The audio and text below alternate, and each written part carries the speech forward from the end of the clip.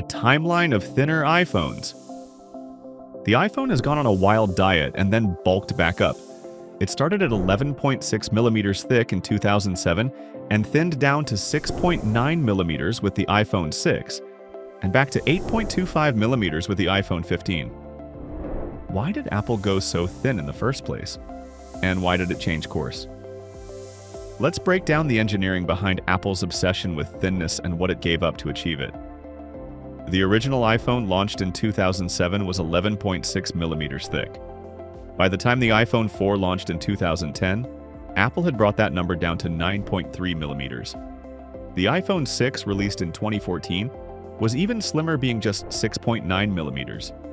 And the thinnest iPhone to date is the iPhone 6 and 6S, both at 6.9 millimeters, followed closely by the iPhone 7 at 7.1 millimeters. The more recent models, like the iPhone 12 and 13 series, are slightly thicker, around 7.4 millimeters to 7.7 millimeters, due to larger batteries and 5G components. So how did Apple manage to slim things down, especially in the earlier years? Internal component redesigns. The first answer lies in internal redesign. Apple re-engineered nearly every internal component to take up less space. The logic board, which is the brain of the phone, became smaller and more tightly packed. Apple started using stacked logic boards, which essentially layered components in 3D rather than spreading them out flat. Apple also designed custom chips like the A-series processors, which integrated multiple functions into one chip, reducing the need for extra parts. Another key move was switching from traditional spinning hard drives to solid-state storage, which is thinner and more reliable. Apple moved from plastic casings to aluminum and stainless steel, which allowed the body to be thinner without sacrificing durability. The iPhone 4 introduced a glass and metal sandwich design, which helped reduce internal chassis bulk.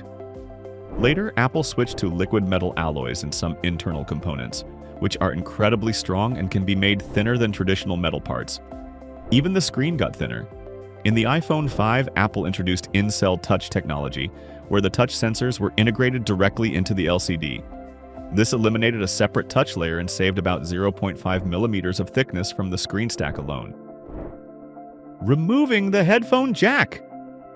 Perhaps the most controversial move Apple made in the name of thinness was removing the 3.5 millimeter headphone jack. This happened with the iPhone 7 in 2016. Apple said it allowed for better internal water resistance and more space for other components, especially the battery and the Taptic engine. The headphone jack was about 3.5 millimeters in diameter, and its removal freed up valuable internal space along the edge of the phone. This decision sparked a wave of wireless audio innovation, but it also marked a turning point in Apple's design philosophy, prioritizing internal efficiency over legacy features. A design balancing act.